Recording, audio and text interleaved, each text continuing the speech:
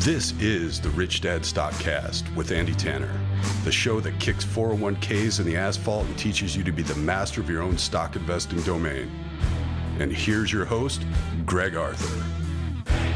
All right, welcome to the show. But before we bring on Andy Tanner, I really want to appeal to you guys to tell us what you want us to talk about. Tell us what you want to learn so that we can help you better, serve you better, and so Andy can be way more powerful. Okay, but let's talk about this show. So Robert is always teaching that there are three types of incomes. There's the earned income. That's if you have a job and you receive a paycheck. Then there's portfolio income, and that's when you acquire income through exchanging time for money or through capital gains. And then the last one he talks about is passive income. That's Robert's favorite. And that's income that comes from like dividends, rent, cash flow from a business. And why Robert likes that is it's taxed so much lower than especially earned income. But here's where I personally am confused. Andy, I'll go ahead and talk directly to you. One of your favorite strategies is to use options to create monthly cash flow. So That's right. You're not an earned income. It's not a job. And I don't think it's portfolio income because it's not capital gains, but it's not passive income because your main strategy isn't dividends. So I understand you like to use the option strategies on stocks with dividends, but that's not the major source of income. So what are you? What type of income are you creating with your cash flowing strategy? I cannot figure it out. Gee, that's why I have to have Tom Wheelwright, because he has to help me figure it out too. Tom is Robert's and Rich Dad's tax advisor. And the tax code is about 5,000 pages long, I think. And the case law that they use to interpret the tax code, I think it's about 100,000 pages or something like that. No big deal. Or bigger. And so, we're going to attack, I think the way I would attack this question is in two ways: a tax standpoint and what I would call a lifestyle standpoint. Because if I talk about passive income, that can mean two things. And I think that's why it gets kind of confusing, because anytime you get the IRS involved, we're going to be confused. Absolutely. For example, income on options is taxed as ordinary income, except when it isn't. Right? I have no idea what that meant. And dividends are taxed as ordinary income, except when they're not. And qualified dividends are, capital gains, unless they're not. And so we'll talk a little bit about, see if we can clear up some of that muddiness and confusion by talking about it first from a tax standpoint. And then we'll talk about it, which is much more important and I think much more interesting to viewers and listeners, is a lifestyle standpoint. I agree. I got to tell you, taxes, I mean, I pay them, I hate them, but not an exciting topic. So good luck making the listener stay on.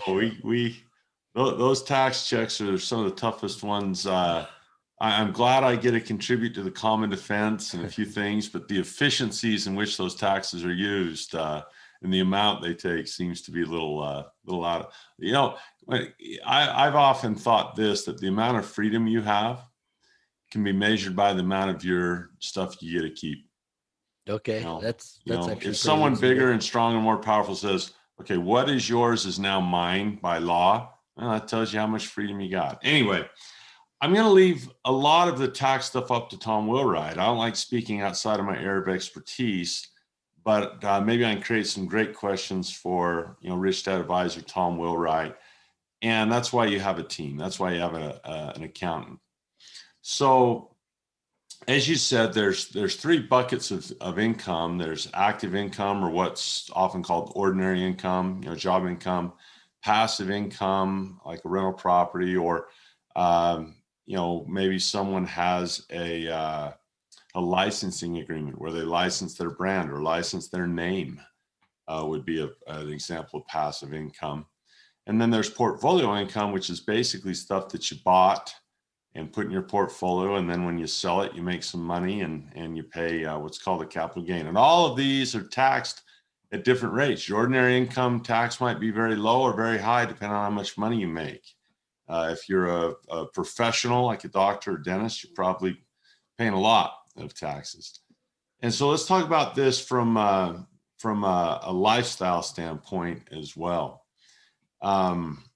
If you know, when I read Rich Dad Poor Dad, I can't remember what page it's on. It's somewhere in the 30s, 38 or something. For the first time, I saw that financial statement. And for me, it's my opinion that is the most important page in that book. I think that particular page is why it became the most successful personal finance book of all time, because I realized the difference visually, that I had a job bringing income in, or I could have an asset bringing income in. And, when we talk about passive income, we talk about income from a lifestyle standpoint that requires zero or maybe just the smallest amount of work. And Tom that's why dividends come up or rent comes up, because generally you don't do a lot of work. In fact, you don't do any work when you you get a dividend. And so just because it might be taxed differently, from a lifestyle standpoint, whether I'm receiving a check from rent or whether I'm receiving a deposit in my account from a dividend, it's still money that came to me because of something that I own. Right. And, it's basically profits from a business. If you have a rental property, you probably don't have it in your own name. You probably have a business called an LLC, and the rent is the income, and the insurance and the taxes and the payment is the out, and the maintenance is the outflow. And then what you have left is income that you didn't have to do a lot of work for. And we debate this a lot, Tom. Well, we don't debate it. We discuss it a lot because we feel the same way. That passive income, if I have a rental portfolio, I still am going to have dialogue with my property manager. Okay. If I don't, I'm probably not very smart. I'm still going to have dialogue with my accountant about it. I'm still going to have dialogue with my attorneys about it. And so, can I just buy a property and never lift a finger again? I'll be communicating with my team. And so is that totally passive? Warren Buffett. So your point being there's a little bit of work even with passive real estate. I look at, I remember Robert, some of the best advice he ever gave me, says, Andy, you got to write a book. And I'm like, well, I don't know how to write books. I barely got through high school. And he says, no, if you have things to share, write a book. And if people find it valuable, they'll buy it. And I thought, well, I have some things I think I could share. I'm not perfect, but I have a little bit of experience. And I think I could, give some clues to people. So I wrote a book. Well, that is probably considered a passive income, right? You write it once. But what I found is then people say, well, go promote it. So you get, you go on the circuit to promote your book or whatever, and you advertise, or you do a Facebook ad or whatever. So there's the idea of lifestyle is really important. So when I look at cash flow from stocks, let's talk about this in a couple of ways. I think it was Bob Dylan once said that a man is successful if between getting up in the morning and going to bed at night, he does what he likes to do. And so you want to decide, what do you like to do? I very much like income from stocks in two ways. Number one, I like income from stocks from dividends, as we just talked about. Okay, to me, that's the most passive you can probably get. Is that fair? I think it is in the stock market. I think it is. I think you could buy a share of Coca-Cola or buy a share of AT&T or any dividend, Apple, any dividend stock, and that stock sits there and the price goes up and down, but for decades, okay, possibly for some even centuries. You could never lift another freaking finger for centuries and just get that income in. Warren Buffett has bought his Coca-Cola back in 1983, 84-ish. So I don't know how many years ago that is, 30 plus years, almost 40 years ago. And he does not have to do anything. Coke is run by its CEO. Coke is run by the board. All the advertising, he doesn't touch it. So in my mind, from a lifestyle standpoint, that's a very passive activity. If we take the term passive literally, where we just sit around and money comes because of what we own, that would be like the ultimate stock market cash flow. Agreed. And if you have a cost basis that is very, very low, like Warren Buffett does, he bought his Coke at about $3.25. And the dividend on Coke right now is about $1.60 a year. So that's a 50% ROI every year from now on. And I believe that inflation will cause the price of Coke to go up. I personally would speculate it's very possible that dividend could get not only just come, but grow and get larger decade after decade after decade, to where it would not surprise me even in my lifetime for Coke to pay a $3.25 dividend, which would give that cost basis 100% return every year. That to me is fabulous. Now that's going to be slower than real estate. That's going to be slower than owning a business. It's going to be less of a percentage ROI at first. And so, you have that compounding formula, money, rate, and time, and time's an issue on that. Sure. But that is a very small part of your strategy. But yeah, it's a small part of what it's a large part of my strategy, but it's a very small part of what I actually do. Okay. Because once you've done it, you don't have to do it anymore. Right, so right. Strategy wise, I think it's the foundation of what I would want to do. I would love to be in Warren Buffett's shoes. He's kind of a model I like to follow. Is I see how many, he's got a couple growth stocks like Snow, but most of his stocks, and I believe, I have some stocks that don't pay a dividend, like First Solar is a stock I own that doesn't pay a dividend, but I bought it because they have boatloads of cash on their balance sheet, and the pressure for them to become a dividend stock is huge. And sooner or later, those shareholders are going to say, hey, when are we going to start getting some of this cash you guys are hoarding? Just same thing happened to Apple, right? When are you getting some of this cash? Okay, we'll start paying a dividend. Well, if I bought First Solar cheap, that's a passive income at a lower cost basis. So I get excited when First Solar price goes up, but not nearly as excited as I'd be if they announced a dividend, because my cost basis would be lower than the Johnny come latelys that buy it when they get a dividend. So that's an example of passive. And with your earlier conversation about taxes, that would be the lowest tax form you can get? Well, ordinary dividends are taxed as ordinary income. Qualified dividends are taxed as capital gains. And you get to talk to your accountant about which is which. Let's now shift. In fact, this is a good segue. Let's talk about option income, because depending on how you invest, depends on how you're taxed. It's so important to have an accountant on your team. For example, my wife is a real estate professional. She has a real estate license. She does not go out and have a website somewhere. She says, let me sell your house for you. She doesn't want a job, but she does spend an inordinate amount of time on looking for deals, getting deals ready, managing deals, all this stuff like that. And so being a real estate professional actually puts her in a different tax situation. And since we file jointly, it actually puts me, just because I'm married to a real estate professional and we pool our income as filing jointly, that puts me in a different tax situation against what I do.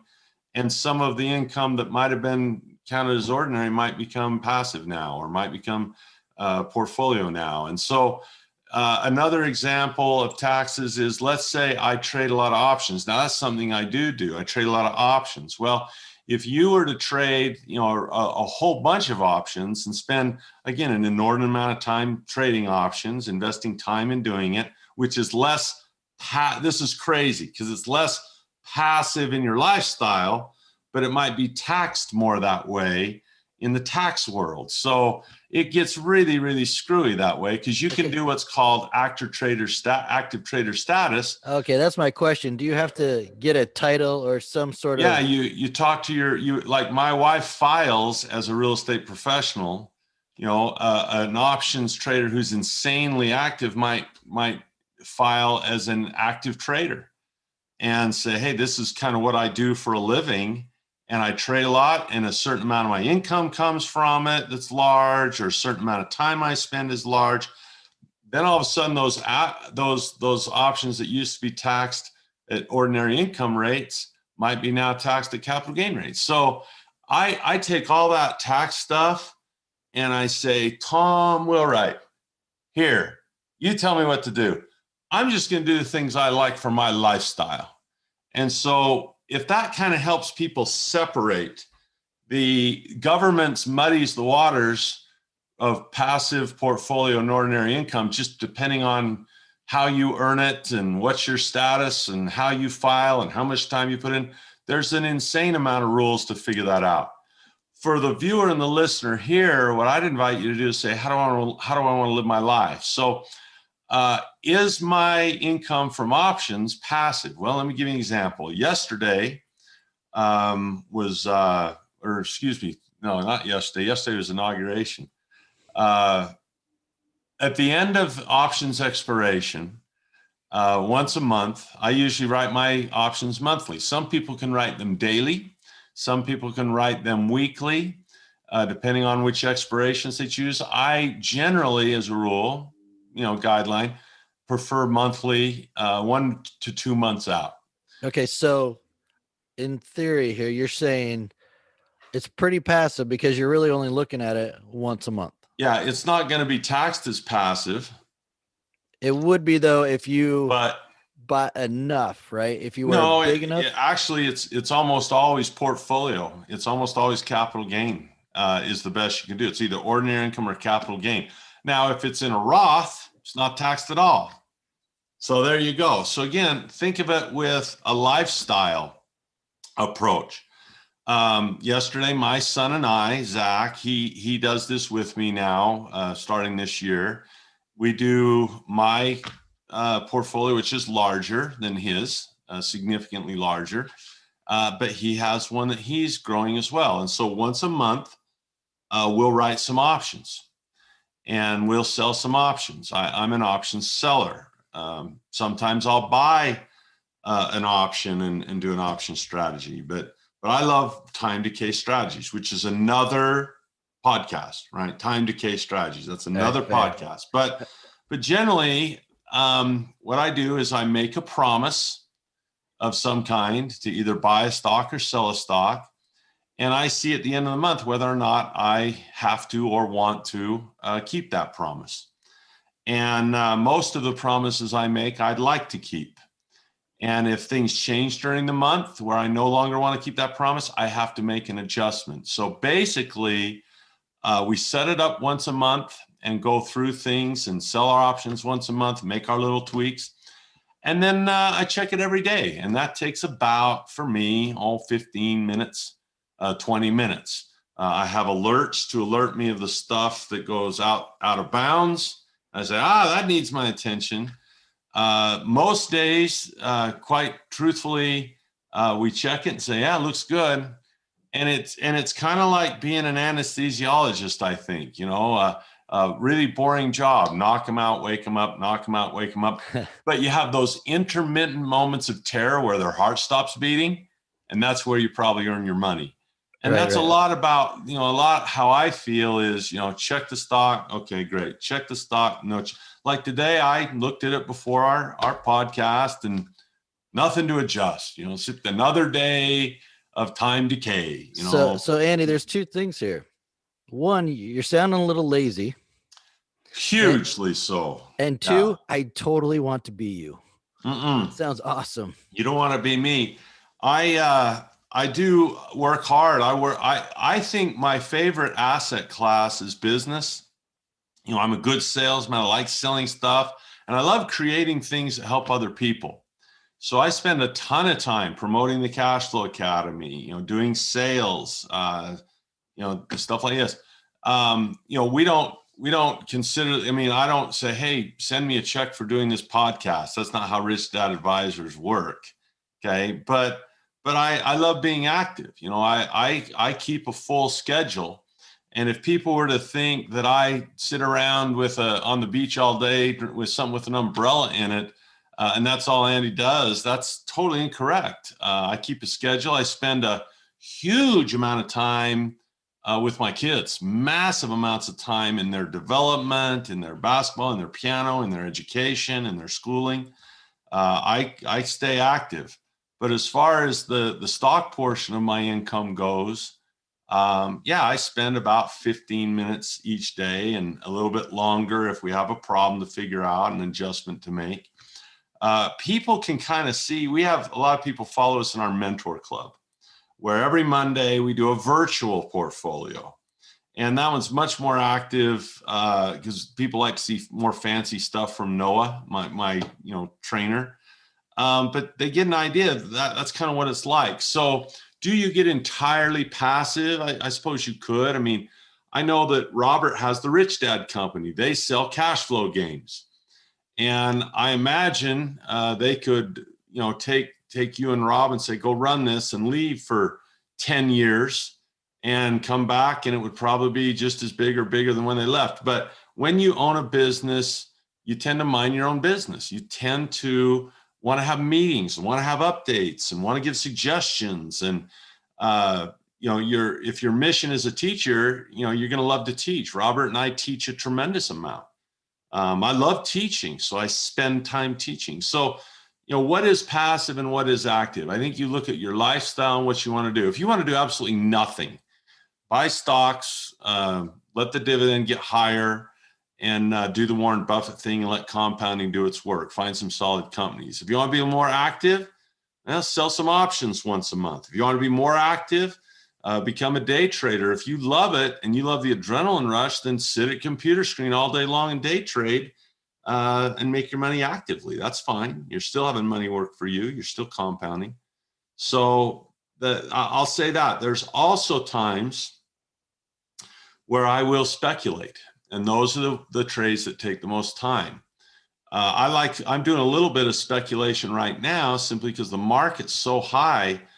Putting money into new stocks for the long term is, I just think the prices, like Tesla right now has a PE of 1,600. Okay. That means it's got to grow a lot to justify that price. Gotcha. Yeah. So I'd rather trade, for example, I'd rather speculate and sell a put option on Tesla to buy it at $400, half price or whatever it is, and get paid a nice premium, probably get $1 a contract on there. And so you want to make $1,000, promise to buy a $500,000 worth of Tesla at half price, right?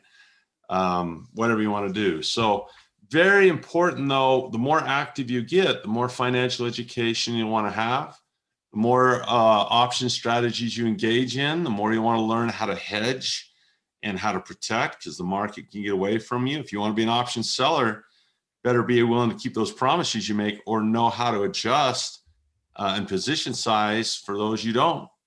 And so it always on this podcast, seems to land in the same place, that if you'd like to have money work for you in some way, then education is a core. Probably the most important distinction we can make, Greg, on this particular episode is to talk about income we work for at a job as ordinary, and then income that you would buy low and sell high on is buying stuff and selling stuff, which is capital gain, and then income that would come continually because you had something. So let's give an example to finish up, let's give an example of each one, both in real estate and stocks, of income that's involved in both of those asset classes. We'll send the tax ramifications to our accountant, and let's just talk about our lifestyle, okay? All right. Let's start with real estate. So my wife has a real estate license, and she could go work for Remax or for Century 21 or Berkshire Hathaway, and she could get up in the morning and put on a suit, a business attire, and she could go out and spend her time selling houses for people and buying houses for people, earn some tips, 6% commission on those, and earn a living. That's an active income in my mind. How it would be taxed, we'll leave that to the accountants. But that's an Okay. active income where we're working for money, basically. Right? So we're out there what we're working. calling ordinary income. Yeah, we're working for money. Okay, in real estate. Okay, the second thing she could do is she could flip homes, and she could go out and raise money from private lenders, buy houses, renovate those houses, sell them at a profit, pay back the private lender with profit, and collect money and pay a capital gains tax. That's buying low and selling high. Kenny hates that. That's Robert, portfolio income, correct? Yeah, Robert hates that. He hates buying low and selling high. However, I would say this. I know people that, well, think about this. There's a company where I live in Utah called Ivory Homes. And you know what they do? They find an empty lot. They're a developer. They find an empty set of land and they get it zoned and they buy it and they plumb it and they get the sewage there and the electricity there. And then they build all these houses and they sell them brand new. And there's model homes and they just have development after development. That's their business. Well, the guy that owns that business, he might not even come into the office anymore. You know, it might be just like Robert, you know, comes in the office once in a while, but he has guys that run it for him. Well, that's a developer. Well, a redeveloper is a flipper. I know people that flip over 100 houses a year, but have a passive income lifestyle because they have a business that does the same thing Ivory Homes does, except they buy existing homes, put a bunch of money and fix them up and sell them at a higher price. Okay, so we're doing two things here. The original, just a everyday single family home flipper, that's portfolio. Yeah. But then if you own a company that does that, and that company is based on systems, so the owner doesn't really have to be there. He has Systems a BI triangle. Systems can be technology. They could also be people.